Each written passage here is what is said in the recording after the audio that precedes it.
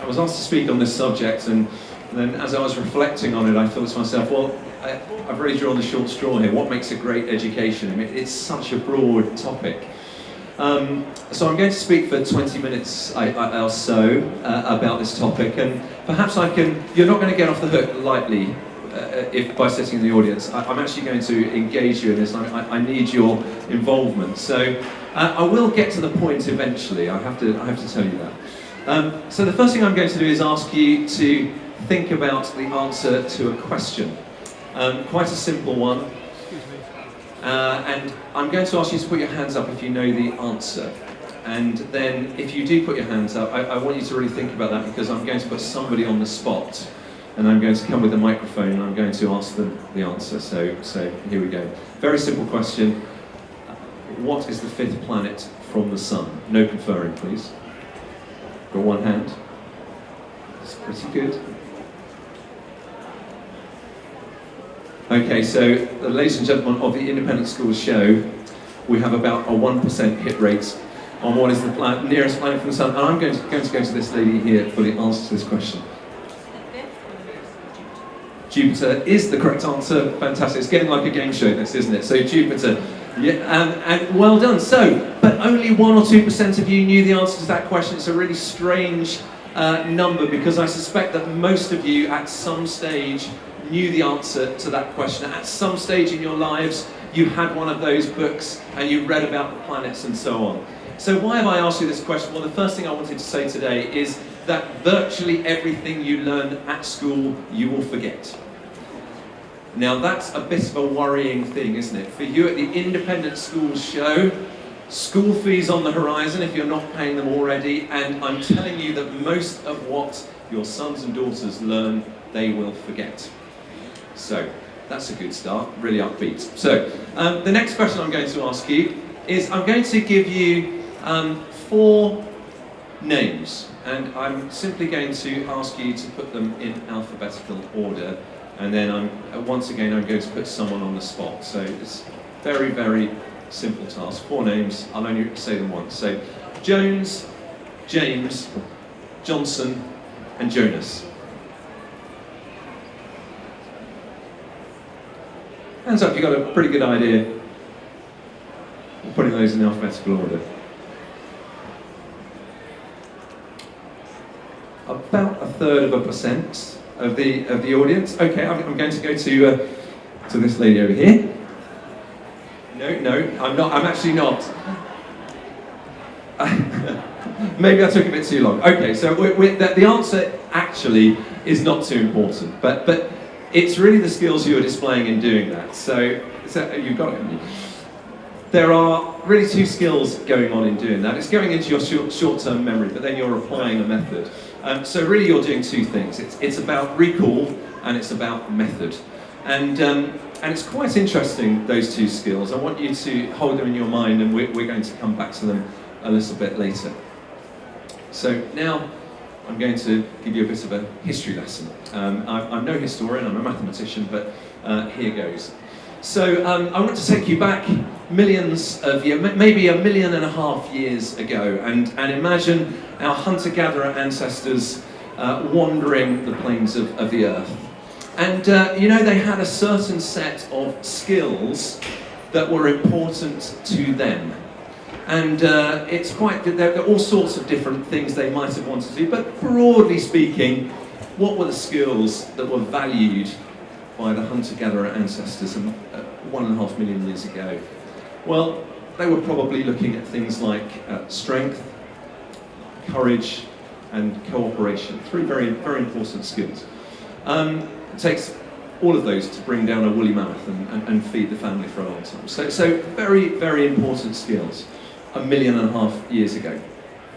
And then life moves on. I'll take you forward 1 million+ years, and we'll talk about when those our ancestors stopped wandering the plains and they then started to stay still. I've seen it described as the age of agriculture. So now we're staying still, and a new set of skills start to evolve as being important. So what are those skills? Now, to be honest, it's 1 skill.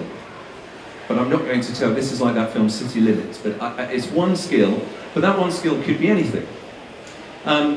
So if you're a ploughman and you're going to employ a plough hand for your fields, then actually what's important to you is that they can do one thing. They can hold their plough straight, they can keep it straight and true, they can do it all day. So one major skill, and this could be anything. And actually you, in that position, you're not too worried about whether or not in the evening that plough hand writes sonnets to his true love, and you're not too concerned whether he can kick a pig's bladder from the barn, from the yard into the top left-hand corner of the barn or anything like that. Actually what you're concerned about is one skill, and having that one skill for hundreds of years, passed from generation to generation, would keep you and your family fed and clothed for life. So that was really important. So we're seeing the evolution of required skills, of skills that are valued.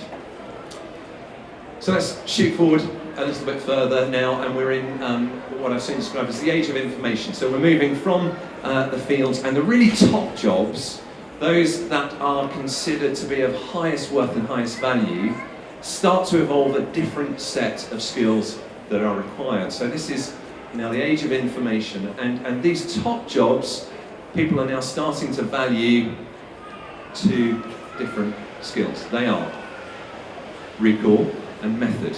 The ability to hold lots of information in your head, no computers of course, lots of things, lots of information coming in, the ability to take that information, to recall it, and then apply some kind of method that allows them to do something with it. So it's a really important set of skills, very highly valued, and schools for a long time had to make sure that recall and method were very much part of what they did. And in fact, they were so important that in 1858, I think it was 1858, the schools wanted to find a method of showing how good their students were, how excellent those schools were at doing their jobs. So they developed an examination system because they needed a way of showing it. And this examination system was based on recall and method. It was archaic. 1858, the Duke of Wellington had just died. We are talking about a very long time ago.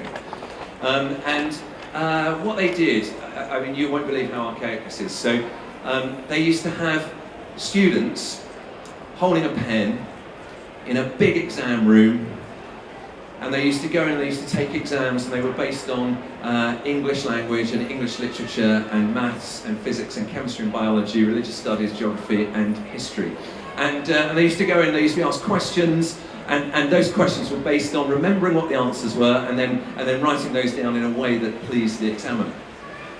So, of course, I was joking about how archaic it looks because, of course, a lot of that, and I'm not suggesting for a moment that the system is exactly the same, but a lot of that is exactly what you see today. It's a system of assessment that hasn't changed too much, but had the skills required, have the skills that are needed for the future changed alongside it. Because if you were around as a young adult in 1858, and you were transformed, if you imagine you're a time traveller and you're transformed to the present day, can you imagine what it would be like for you?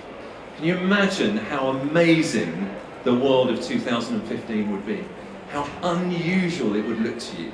Imagine what the internet would look like, and tube trains, and dynamic advertising, and all of those things. But I wonder whether one area where this discombobulated time traveller might feel a little bit more at home might be in our education system. So back into schools and examination systems, and all of a sudden it becomes a little bit more recognisable. Because I think the skill set required for the future has changed. I think it's changed a lot. And I'm not sure that we as educators have changed enough with it. I wonder if anyone saw the report that came out I think it was about 2 or 3 weeks ago. It was quite big news. It was by Deloitte and Oxford University. So we're talking about a proper academic report that considered the future. Now, I wonder if anyone here remembers Tomorrow's World. Does anyone remember Tomorrow's World? I used to watch it when I was a youngster, and they pretty much got everything wrong in Tomorrow's World, but some things they did get right. Well, there's some good news. This robot army that are coming over the horizon, there is some good news ahead. Because while they are brilliant at some things, they are entirely and utterly inept at others. So what are they inept at? Well, would you want a robot running the country? Leading your company? Leadership is not something that robots or computers do well. Computers can't empathise. The emotional, if you had a bereavement or you were having difficulties, would you go to a computer to comfort you? Would you consider a computer to have the emotional intelligence to look at what's going on around them and understand who needs to be supported and who needs help? I don't think that's really a strength for computers. Are they adaptable? Well, some people might say they are. Artificial intelligence, the ability to learn. I'm not sure computers are particularly adaptable. I think you wouldn't want to ask a computer that is on the production line at Ford to then try and diagnose an illness. That sort of adaptability from one position to another is impossible for a computer. The ability to adapt in the way that humans can is not something they can do. And I could go on. The ability to write creatively, to speak in public. Computers are not great public speakers. To form a really cogent argument so that they sift through the things that matter and the things that don't to produce something that they believe is well argued and balanced and absolutely right. So the good news is for the future there are lots and lots of things that they can't do, lots of things that we therefore need to make sure are part of the skill set toolkit that our children, your children, our students have for the future. So what I believe is there is a broad range of things that they need. And it's what you need to be looking out for in schools. I think that schools need to instill a passion for learning. So it's not just about recall, it's about really genuinely enjoying and wanting to know more. It's about finding out about something, being fascinated by it, and wanting to go away and not put that in a box, but actually to want to read around the subject, to want to find out more about it. Have you noticed? I bet you've got friends like this. If it's not, and it's probably you, and because you're here and I'm sure you're curious. But have you noticed how if you go on a holiday or something like that, and there's a church that's 300 meters off the beaten track, some people, as they're walking along, they see that church and they want to go in it. They want to see it. They want to know what's behind those doors. They're intellectually curious. They're interested, and as a result of being interested, they become interesting people.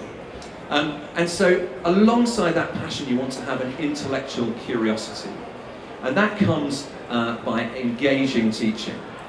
And I think this is the first area that I would ask you to look at. Well, a part of this talk is about how to spot it in schools you look at. Well, you're very lucky, I believe, that these days you get quite a lot of access to schools that are in session. You get to see them in action. You can look through the windows, or hopefully in most schools now, the doors will be open. Well, have a look. What's going on in those classrooms? Would you be engaged? I'm a schools inspector. I know what it feels like to go to lesson after lesson after lesson. And I also know what it feels like when that moment happens where all of a sudden you look up, you're interested, you're bright-eyed, and that lesson whizzes by in a flash. So I want you to look into those lessons and see whether you can see that going on as you walk around. The next thing you need, alongside this passion, is you need to have the ability to do something with it. So it's fine if you want to know more, but what if you don't know how to? What if actually all you do is you go onto Wikipedia as soon as someone asks you a question? I mean, hands up if you've ever done that. You've got a problem to solve, you Google it, the first thing that comes up is Wikipedia, and on you go. Well, look, I'm going to admit, I've done that. It may work sometimes, but actually, the sort of learners that we want won't do that. They will want to research in a way that is going to really matter. They want to find out all about a subject. So the ability to think and learn independently is incredibly important. And that's something I think you should also look for in schools. Now that might be quite difficult to spot. Sometimes it can be chatting with some of the students who are there. Sometimes parents that you might know who have children at that school. Are their children, are the students of that school going away and using their abilities to research properly? Are they independent learners? And that's something that's very important. Now I would say, as a health check at this moment, talking to just one student may not give you the right impression of a school. It may give you the right impression, but it may not. So please, if I can give you one message, if you go into a school, I've heard this so many times, if you go into a school and actually your tour guide wasn't the best, and they sort of kicked their heels a bit and they're a bit monosyllabic and they walked around like that, that's not necessarily the school. It might be, but it's not necessarily. Very often I've seen the brightest, most lucid students turn into a sort of wreck as soon as they're put in front of someone they're showing around. So please, do not take that necessarily as being your particular guide for whether or not a school is right for you. So just be aware of it. I think the moving slightly away from the academic side of school life, I think I would put forward another really important aspect of an education is how well they're looked after. Now I mean this from two sides of a coin. How well are they looked after? Do they feel valued? Do they feel understood? One of the things that everyone in this room knows is that your child is unique. Your child is absolutely different to everyone else's. They're complex, they have things that make them tick, they have unique talents, and they will bring them into schools. Now, it's so important that in a great education, that child, whoever that child is, does not get lost. That they are valued for who they are and recognised for it as well. And not just that they are recognised for it, but they feel they're recognised for it. And I think that's another aspect of education that you should be looking for in your schools. And you can ask students.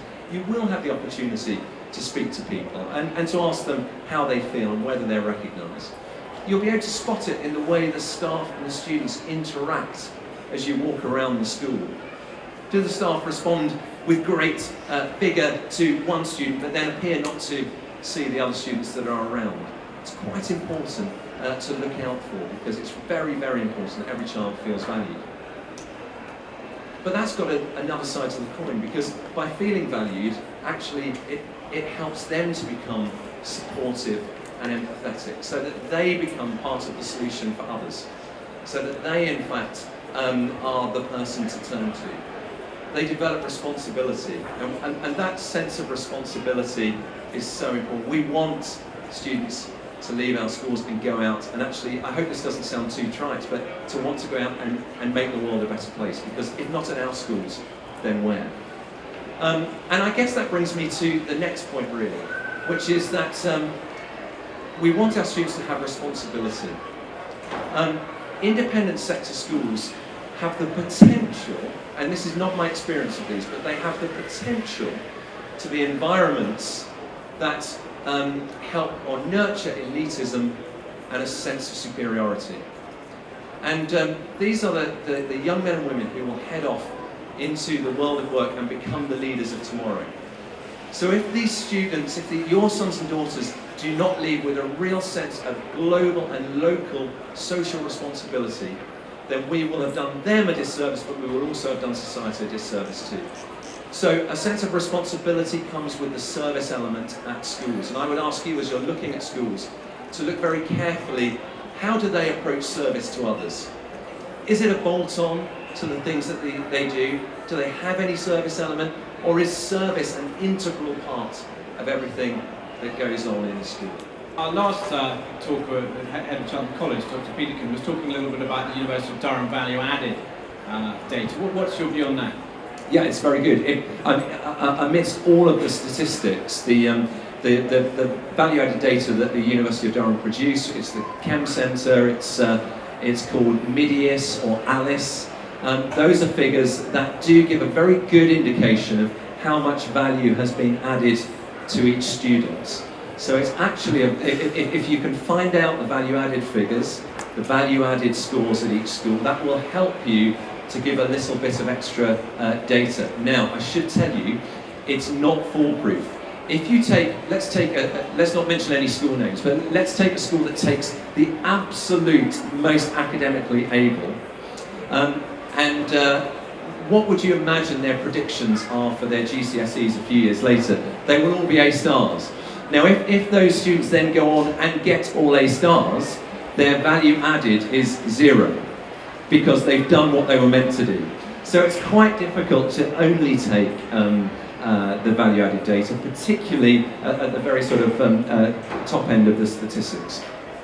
Thank you very much. I'm just going to make one more point, your question. Can I just ask, when parents come around your school, do they observe classes? Yes, they do. Yeah. Right. It was very noticeable going into the West London Free School last week for the first time. If you haven't been there, I suggest you do. An amazing achievement. It's the one school, the only school I visited, where you're encouraged to spend at least 5 minutes on each lesson. And there are so many schools that do not let you into classrooms. Red alert. So we have a question from this young man here.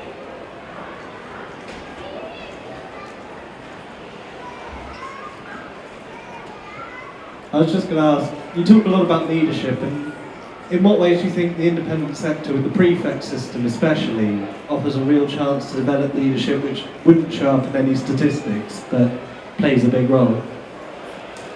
Yeah, that's a very good question. Sorry, because my question's totally related to that. I've been slightly concerned about how much you've talked about leadership and how much so many of the other big public schools talk about leadership. We're not all going to be leaders, nor our children won't be. So what about those children who are just not destined for leadership, but want to be good at what they do? Absolutely. And it's a really good question, because when I use the word leader, I'm not referring to the CEO of a company. I would say that every person is a leader, because every person is making a difference to whatever group they are functioning in. So I remember hearing a talk about NQTs, newly qualified teachers, those going into the profession, and hearing a talk about one day them becoming leaders. Well, as far as I'm concerned, they already are leaders, and they're acting in a leadership capacity. So having the ability to lead, and actually another very important area, followership, the ability to be a good and supportive team player. And I have spoken about teamwork, and that's really feeds into that. Both of those sides of the coin are very important, but I do believe everyone should have the ability to be a leader and a follower as part of their education. Now, the prefect system is a very good question, and again, the answer is in two parts, really, because the prefect system gives an excellent opportunity for leadership. In fact, the prefect system shouldn't be the only opportunities for leadership. There are many, schools are lucky to have many opportunities for leadership. But it really is about what a prefect does. If being a prefect is just a reward for excellent work throughout your time at school, and you go up on stage, you get your badge and go down, and you're a prefect, and you walk around and you're feeling quite proud, and if that's what it is, then that's not really leadership. If becoming a prefect involves training and interaction and being coached in how to do the things that you do, but to do them even better, to analyse the way you handle a certain situation and think how you'd do it differently if you went and tried it another time. Those sorts of elements, that's the real development of leadership. And the prefect system is just one area where it can work really well. But then, of course, so can directing a student-led play, or being the captain of a team, or running the chess society. All of those things give a wonderful opportunity for leadership. But the same thing applies. If you just say, thank you very much, you're running the chess club, then that's not really leadership. That's just turning up and getting the boards out. But if you're being told how, or coached in how to be a leader, then that's really important. That's educational gold dust. And so I think all of those things should be part of a leadership program at schools. Thank you very much. And we have a question over here. Just get the microphone. Thank you. Sorry, this is a follow-up question. You mentioned that communication between parents and the school. And I wonder, can you give us some advice? So what are best ways or practical best ways for parents to keep track on children's progress? How we keep good communication, like how school's going, how the kids are doing at school. I personally find that the formal way, like a teacher-parent meeting, are not sufficient because we only have a 10 or 15 meeting time slot per term maximum. So obviously I have a lot of questions, and I don't feel that I have enough time to thoroughly discuss his progress. Yeah, it's a very good question. And if that parents' meeting that you have once or twice a year is the only communication you're getting with a school, then I would suggest that is not enough. So there should be a much greater level of communication between school and home. And again, it's one of those questions that you can ask schools when you go in. How do you communicate between schools and home? Actually, schools are in a great position at the moment. They're having the opportunity to create dynamic databases that are real time. They're being updated all of the time, and parents are having the opportunity to feed in and not just get a set of grades at the end of the term, but actually to have an understanding of how they're getting on during the term time. So I think you'll see a lot more of this as the months and the years go by, and I suspect that most of the independent schools around here will be starting to adopt those sorts of systems. Thank you very much. I think we haven't really had enough questions from the back. So here we have one.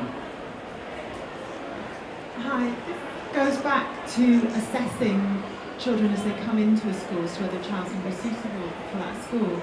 And I come from a background where my child's in the state sector. And when I look around prep schools and pre-prep schools, it seems that they are really gearing children up for this entry in a way that just doesn't cross the horizon for my child. So you're talking about these, not just rote learning, but there's a lot of other abilities that you look for. How do you pull out, or how can schools pull out the difference between someone who's been coached in a very smooth way and prepared for this, and another child who hasn't had that, but may also have a potential? Okay, well, thanks for that. And it's a very good question. I am now going to have to refer to Wellington, so apologies. But the way we do it at Wellington is there is an academic test, but then after that we invite every child in for the day in groups. That day consists of a variety of different exercises that are observed. No tests, no sitting down at a desk.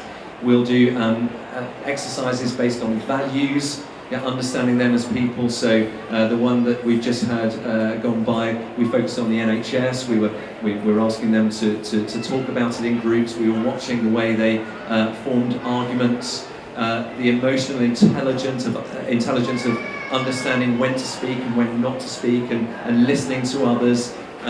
We watched them debate, and we had a whole day. We have a whole day of understanding and assessing. And I've just noticed there are people in the room who've had their children go through that process. So it is, we think, a way of moving beyond spreadsheets and beyond numbers, and actually understanding a little bit more about every child. If you want to come to Wellington, my suggestion would be to do much less coaching and much more of those things that you would like to do, going to galleries, talking after dinner, watching the news together, discussing issues of the day, and doing all of those things that create the rounded person, so that when we come to assess, that's what we're seeing of them, and not the sort of robotic and coached style. So I'm afraid, ladies and gentlemen, I just realised that we're out of time. Time waits for no man, and here we are in the 200th year after the Battle of Waterloo. And I wonder what the Iron Duke of Wellington would have made of this today. I suspect he'd have been a little bit amused, but I rather feel he'd have been very proud about his foundation. So, Jim, thank you so much for giving us your time. Very interesting, and I think we're going to be hearing a lot more from Julian Thomas in the future. And thank you, ladies and gentlemen, for coming and arranging today and for some excellent questions and involvement. Thank you. Thank you very much.